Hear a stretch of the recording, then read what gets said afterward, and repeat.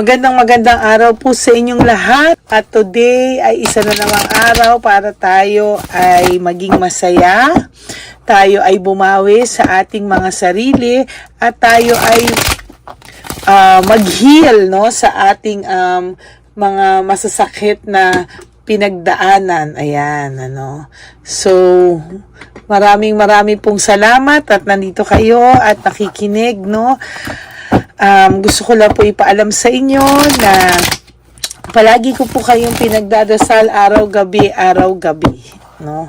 Pinagdadasal ko po kayong lahat at sana po kayo ngayon ay nasa mabuting kalagayan. Ayan. So, ano po kaya ang makikita natin ngayon? Hindi ko po alam kung ano yung makikita natin, pero tingnan natin.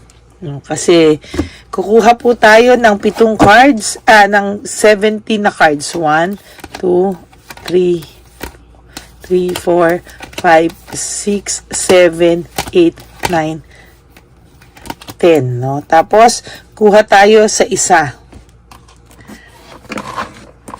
Okay. 10 yan. Ano, kuha din tayo dito ng 7 cards, no? Tarot din po ito. Ayan, kuha tayo, no? 1, 2, 3, 4, 5, 6, 7.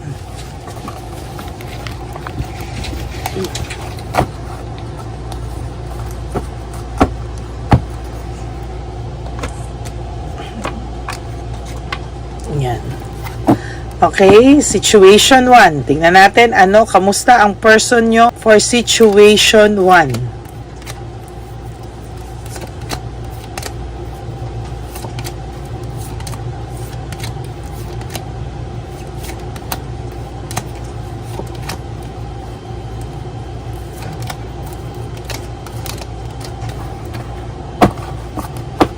Okay, for situation 1, tingnan po natin.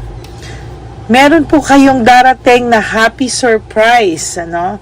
Happy surprise sa'yo, may balita sa'yo, ha? Personally sa'yo po, may happy surprise. Yan. So, sa situation 1, siya po ay nakakaramdam ng matinding pag-aalala, pagkamis at pagmamahal sa'yo sa mga oras na to. 2 cards pa lang po, nakita ko na, na siya ay nakakaramdam ng matinding pagmamahal, pagkamis, pag-aalala, no? So, ngayon, ano kayo nangyayari sa araw ng Martes ngayon? Bakit sobra siya mag-alala this time sa'yo? No?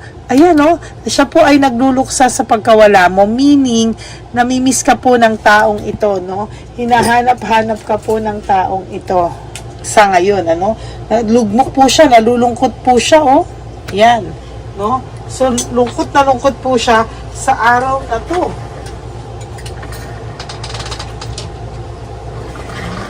Nalulungkot po siya, hindi niya po alam ang kanyang gagawin sa pagkamis sa'yo.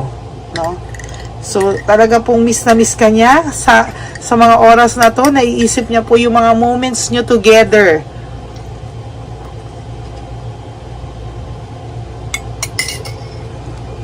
Pag po may times na nawawala ako, minum lang ako, ha. Ayan. Oh, ang ganda talaga ng cards mo today. Following the heart, no? Romantic, following the heart. Meaning, kung nasaan ka po, kung anong ginagawa mo ngayon, iniisip ka po niya ngayon, no? So, sana nasa mabuti ka raw na kalagayan. Sana daw kahit na hindi ka niya malapitan personally, hindi ka niya makausap dahil sa kanyang for whatever reasons na hindi kanya makausap, pero daw sana maayos daw ang kalagayan mo at nasa mabuti kang kalagayan. Alam niya daw na baka daw ikaw ay nanlamig na sa kanya ng tuluyan, baka daw hindi mo na siya mahal, ang drama nito, pero sa totoo lang po, somehow he tries to, he tries to accept, kahit papaano, or i-deny, hindi i-accept, sorry, mali ako. I-deny na hindi mo na siya mahal. Gusto niya pong isipin na kahit papaano, may pagmamahal pa rin sa puso mo para sa kanya. Ay, o di wow.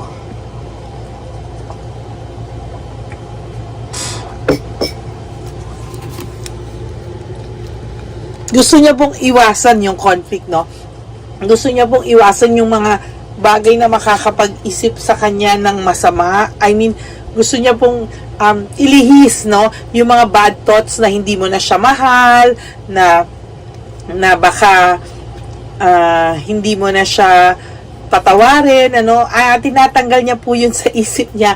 Kumbaga sa ayaw niya pong maisip na may ganong pagmamahal, may ganong pwedeng mangyari na maging hindi mo na siya mahal, no? Ay, naku, sayang kasi. Gusto niya pong isipin lahat ng positive ngayon na someday you will still be together, no?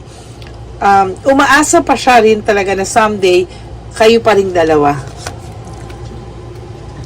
Kasi nagkamali daw po siya sa paghanap ng freedom, no? Nag-explore siya at napunta nga siya sa maling tao. Ngayon niya po naiisip lahat, no? Kaya namimiss ka po nito talaga as of this very moment, no? Kung nakikita mo po na masaya siya, masaya sila, or kala mo nakamove on na siya, this is a false success, no? Hindi po totoo. At living beyond means, meaning itong taong to, silang dalawa ni Chabelitang Palaka or silang dalawa ng kung sino man yan, no, na lalaki or babae na karelasyon nyo, kung sino man yung karelasyon niya, living beyond means, ibig sabihin na namumuhay sila ng higit pa sa kaya nila. So nagkakabaon-baon po itong person mo, no? So hindi po talaga sila masaya.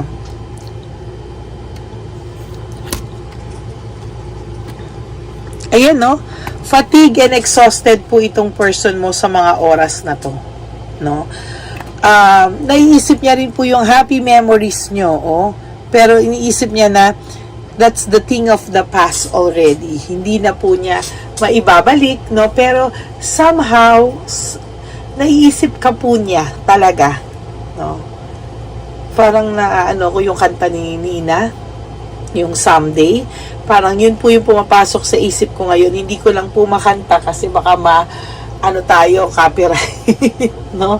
Pero ayan po talaga yung naiisip ko na gusto niyang kantahin sa'yo. Kinakanta mo sa kanya, sorry na.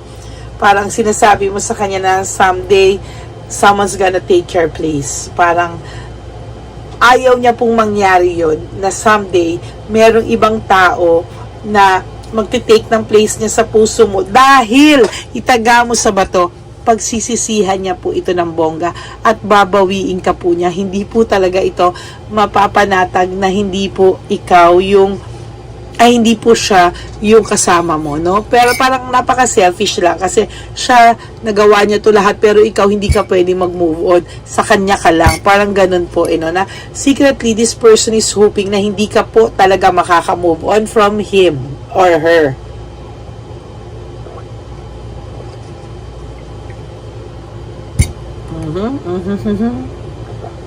Ayan, okay? Saglit lang po. And then, ayan, sabi ko nga po sa inyo, itong taong to, nagkaroon po ito ng takot, no? Sa mga nangyayari sa kanya ngayon.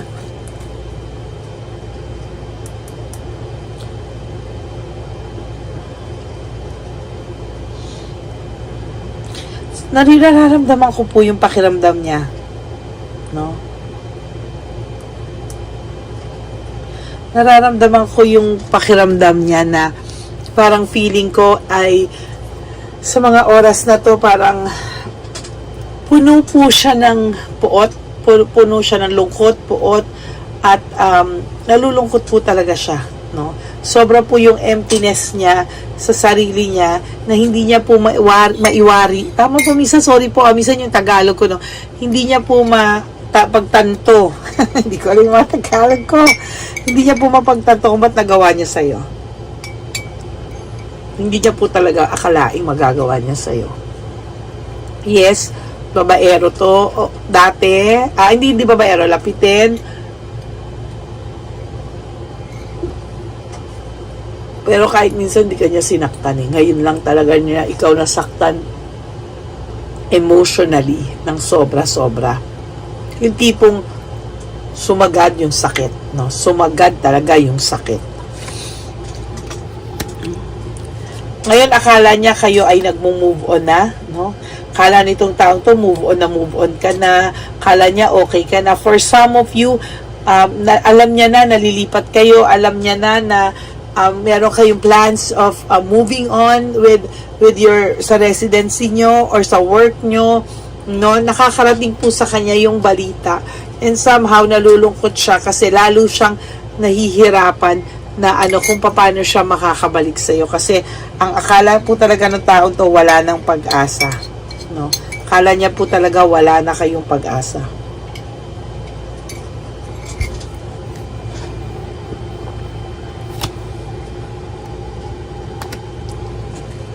Nag-isip po siya ng direksyon, ng control, paano at saan pa, no? Nag-iisip siya ng direksyon, ng control. Hindi niya po alam ano ang magiging style niya o strategy niya para dito.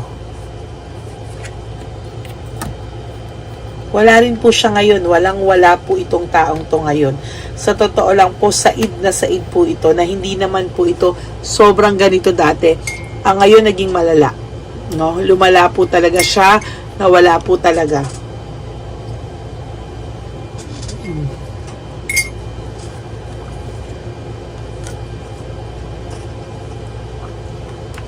Sa totoo lang po, hindi niya na po alam kung anong direksyon nyo, kung anong gagawin nyo, no? Nag-iisip po siya, paakit nangyari ito, kasalanan niya rin, no? Sa totoo lang, nung bandang siguro mga this week, no, na talagang nakakaramdam siya ng matinding lungkot. Kasi nung bandang huli, meron na kayong clash of interest meaning hindi na kayo nagkakaintindihan bago kayo naghiwalay. Naging rude na to sa'yo, lahat na, nakasalanan, sinisi sa'yo, no? Lahat na talaga, no? At ngayon, naiisip niya yon na lahat ng mga nasabi niya sa'yo, if kaya niya lang daw to take it back, gagawin niya. Pero yun ang mahirap eh. Sometimes hindi ka kasi pwedeng magsalita kung sobra ng sakit kasi yan eh, di ba? Ganyan talaga, no? And your last card is forgiveness and recovery. Yan. No? Forgiveness and recovery. So, sometimes, no, mas masakit yan talaga. No?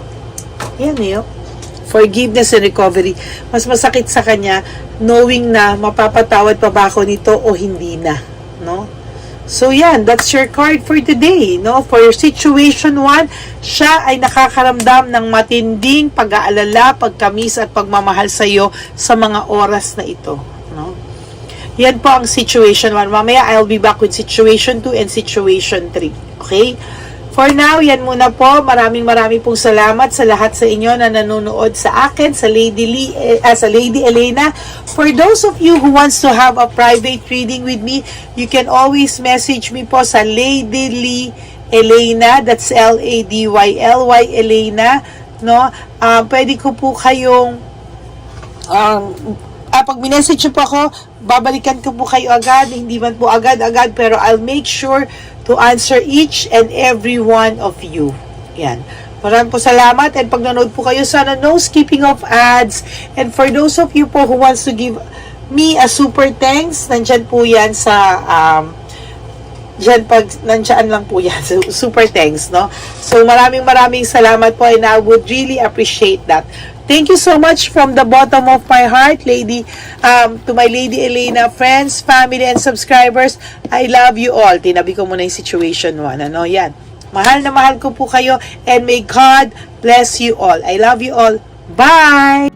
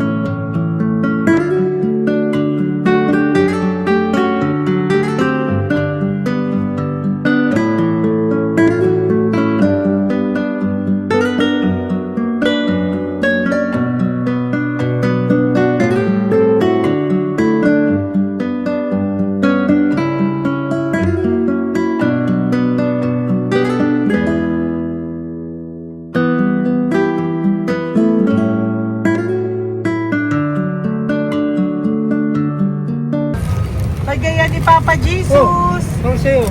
Ito pa nung. Go ahead. Pera. Wala na, that's it? Ito po pera. Ito pa pera, oh. Bigayan ni Papa Jesus. Kain mo yan, ha? Jesus yan. Bigay. Wala ka ng pera dyan, ha? Okay lang kami, okay lang kami. Para sa iyo yan, para sa iyo. Yan ang isip niya. Pagkain mo yan, ha? Saan ka pa? Bye-bye. Yung pagkain mo kunot. Wala po ito. Bakit? Lagay mo lang po dito. Pwede po. Taga po, may bibigay lang po kami sa'yo. Bigay po ni Papa Jesus. Yan, para po sa'yo yan. Ingat po.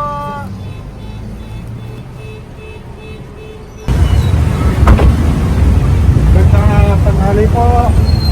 May bigay po si Papa Jesus sa inyo. Salamat po. Ito po. Salamat Sige siya po kayo sa Pampaw. Thank you po. God bless po, nanay. Apo, apo, apo. Salamat po. God bless.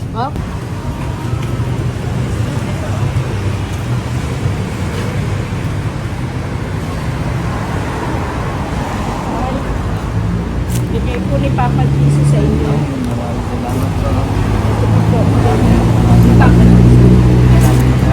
God bless po. Kuya, pangkain mo po yan, ha? Tayo ka ba nandyan? Po, hindi po. Dito po, nasa timbahan po. Ah! Sa music ministry.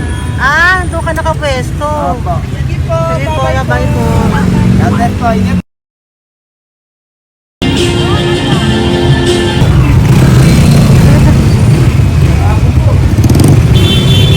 Pagkakit po si Papa Jesus.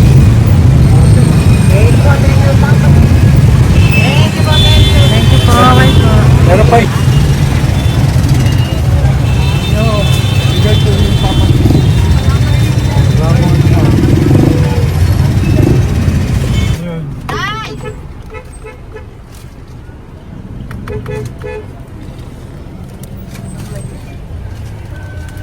Yun. Tay, para sa'yo po, bigay po ni Papa Jesus. Papa Jesus, eh. Tay, bye-bye. God bless po, God bless.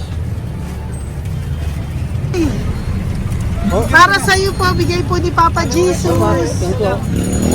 Ayan po, bigay po yan sa iyo ni Papa Jesus. Thank you po. Amen.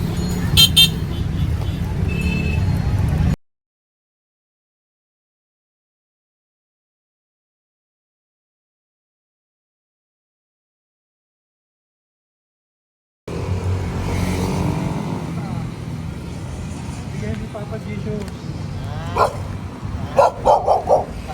Kaya pagkain ato po, ha? Madami mong aso, kuya. Alaga mo lahat yan? O, nagkait. Kaya sa isya, nasa niya iba? Kalagala. Ay, talaga? Salamat po. Kalagala po. E, paano pagkain yan, kuya? Saan mo kinukuha? Sa tambay ko. Lahat. Ang dami. Ang dami niya pong aso. Oy, ang daming aso ni kuya. Sais. May nagbibigay sa inyo pagkain? Nangangalakal ako. Okay po. Tapos, Hayaan mo kuya, pag nadaan ako, bibigyan kita ng dog food dito, ha? oo. Dito ka lang ba lagi? Dito ako nagtutulog. Okay po, sige. Okay po. Marami din akong aso sa bahay, eh. Salamat po. Okay po. Isa. Kuya, pangkain mo yan, kuya.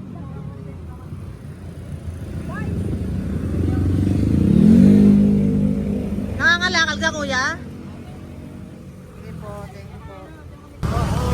Maraming salamat, ma'am.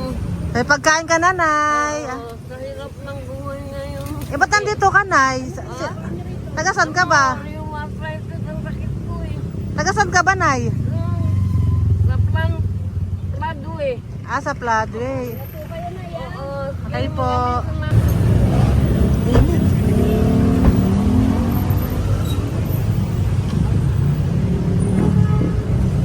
Nay! Bibigay ako sa'yo. Natandaan mo na ako. Ito. Hapon po. Si tatay. Si tatay. Thank you, Nay. Habay po.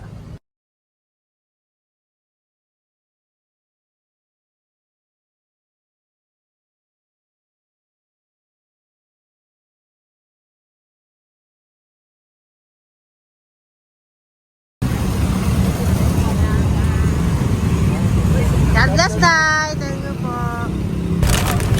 Pabigay po. Ay, bigay po ni Papa Jesus. Salamat po. Bigay bigay po ni Papa Salamat po, Jesus. Ito ate. po, oh. Salamat po. Bigay po ni Papa Jesus. Ito pa po. Salamat po, tay. Salamat po, tita. Bye-bye po. Maraming po salamat. Kayo, ate. Opo, ingat po kayo. Taga saan po kayo?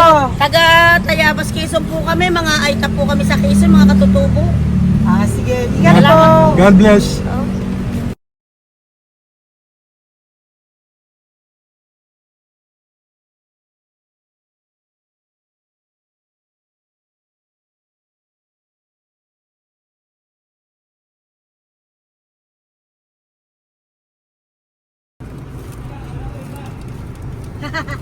Tay, Tinatawag niya bigay po ni Papa Jesus. Thank you po. Ayan po. Sobrang Ang sipag mo naman, tay. sipag nyo naman po. Kanina po kasi, taglagas ngayon, taglagas. O, pang merienda nyo po yan, Sige po, ha? salamat po sa inyo. Tapos yung road bags po, Kala ko uwi nyo sino po. binubusinahan niya eh. Sige Sige po, na bye-bye po. Sige po, salamat po. Bye-bye.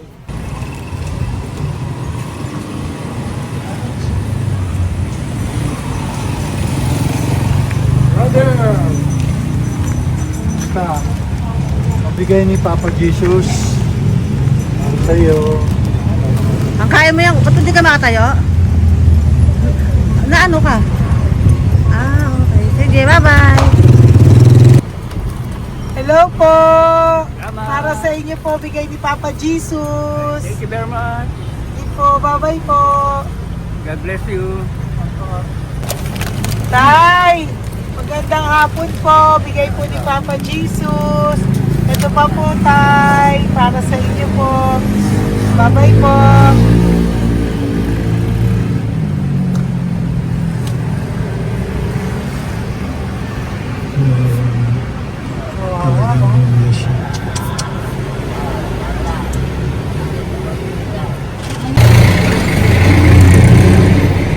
Ate. Ano lang, baka maano siya. Ito po, bigay po sa'yo ni Papa Jesus. Ito pa po, pera po. God bless po. Okay, taga saan ka po? Sige, ingat ka po, Hello po, magandang hapon po. Ano po? Bigay po sa'yo ni Papa Jesus. Thank you, madam. Tsaka ito pa po, para po sa'yo. Salamat. Thank you po, ingat po. Thank you, ma'am. Sige po. Salamat. Akala ko, ma'am, bibili. Ay, hindi po, para sa'yo po yan. Bye-bye Thank you, po. ma'am.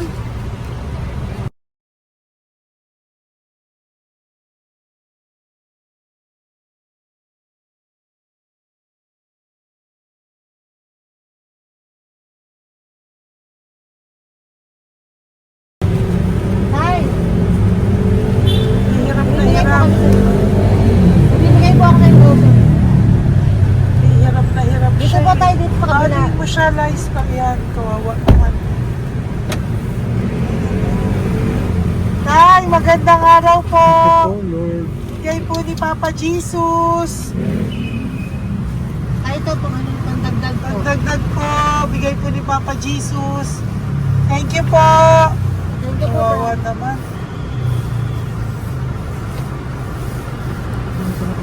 Diyos ko, hindi na siya makaano po. Ano? Tapos, may tatawagin lahat.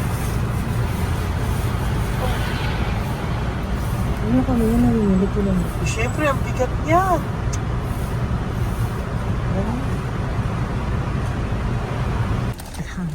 Kaya, bigay sa'yo ni Papa Jesus. Sige po, ma'am. Ay, yung palinis po, ma'am. Hindi na po, okay na Thank you po. po. Ito po. Thank you ma'am. po. Thank you, sir.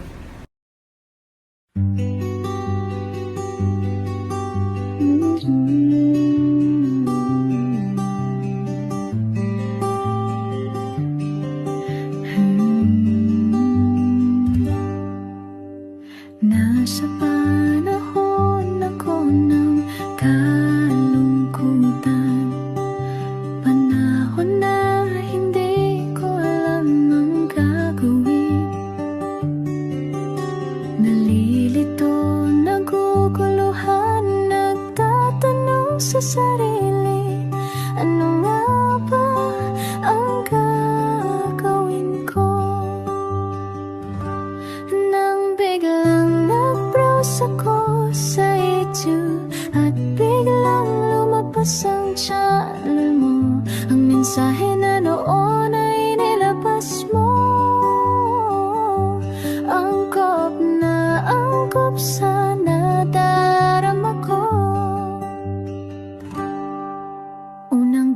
beses lang dumaan ang channel mo sa browser ko. Hindi ako nagdalawang isip na hanapin ang Facebook account mo at mag-message sa'yo.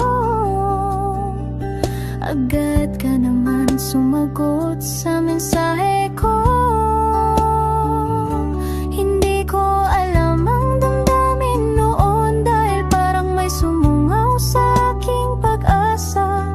Nang kaliwanagan sa dilim ng gabi, dumating ka, ikaw ang sagot sa panalangin. Salamat dumating ka at nakilala kita, Madam Elena. Nabago mo ang pananaw ko. Noon ay malabo, ngunit ngayon ay may linaw na tinatahak. Salamat sa Diyos, ikaw isang anghel